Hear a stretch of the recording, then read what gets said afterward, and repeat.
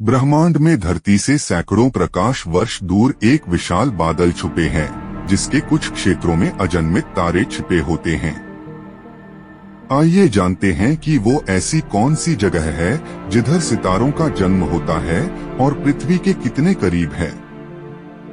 यहाँ अंतरिक्ष घातक आयनीकरण विकिरण और लाल गर्म हाइड्रोजन के धागों से परिपूर्ण है और उत्तेजनात्मक चक्रवात विशाल तारामंडल पूरी तरह से अवशोषित करने में सक्षम है। यहाँ सितारों की जन्मशाला है जो पृथ्वी के सबसे करीब है।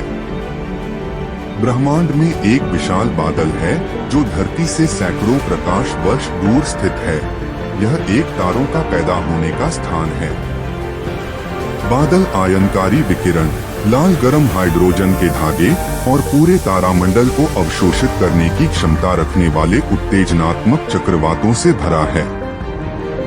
हजारों प्रकाश वर्ष दूर होने के बावजूद बादल के कुछ क्षेत्रों में अजन्मित तारे छिपे होते हैं। उस जग को वैज्ञानिक नेबुला M42 के नाम से जानते हैं। ओरियन नेबुला ब्रह्मांड में सबसे प्रसिद्ध और अध्ययन किए जाने वाले वस्तुओं में से एक है। ब्रह्मांड में विभिन्न स्थानों पर सितारों की जननशालाएं बिखरी हुई हैं, जिनमें से कुछ तुलनात्मक रूप से मामूली होती हैं, जबकि कुछ दसों और सैकड़ों प्रकाश वर्षों तक फैली हुई हैं। ये असीमित ओरियन नेबुला हैं, जो अंतरस्थ गैस और धूल से बने होते हैं, जो गुरुत्वाकर्षण बलों द्वारा अनावश्यक रूप से दबाए जा रहे हैं। इन अद्भुत बादलों में से अधिकांश अंतरिक्ष की अजगर के खिलाफ वास्तव में देखने में मुश्किल होते हैं, लेकिन कुछ ऐसे भी हैं जो नंगी आंख से पृथ्वी से देखे जा सकते हैं। इनमें से एक ओरियन नेबुला है जो पृथ्वी से 1344 प्रकाश वर्ष दूर है। इसने खगोल विज्ञान के शुरुआती दिनों से ही वैज्ञानिकों को आकर्षित किया है। यह तारामंडल विविधता में समृद्ध है, जिसमें हजारों तारे, अंतरस्थ गैस के विशाल बादल और अनेक प्रोटोस्टार हैं।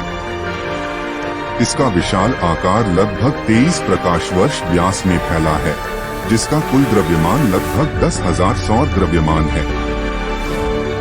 ओरियन नेबुला के भीतर सबसे प्रमुख विशेषता में से एक ट्रेपेजियम क्लस्टर है, जिसे θ1 ओरियोनिस भी कहा जाता है।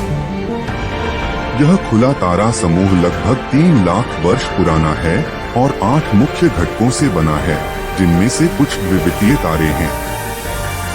क्लस्टर का सबसे उज्ज्वल तारा θ1 ओरियोनिस C एक सफेद और नीला मुख्य अनुक्रमिक तारा है, जिसका भार लगभग सूर्य की तुलना में 40 गुना से ज्यादा है। इसके अलावा ओरियन नेबुला में अनेक प्रोटोस्टार भी हैं, जो नवजात तारे के गठन की प्रक्रिया में हैं। खगोल विज्ञानियों ने ओरियन नेबुला के भीतर विभिन्न विकास के चरणों में लगभग 700 प्रोटोस्टार्स का पता लगाया है। तारों और प्रोटोस्टार्स के अलावा ओरियन नेबुला में प्रोप्लिड्स भी हैं, जिन्हें घने गहरे प्रोटोप्लानेटरी डिस्क्स के रूप में जाना जाता है। ये डिस्क्स नवजात तारों के चारों ओर होते हैं और ग्रह गठन के स्थल के रूप में काम करते हैं।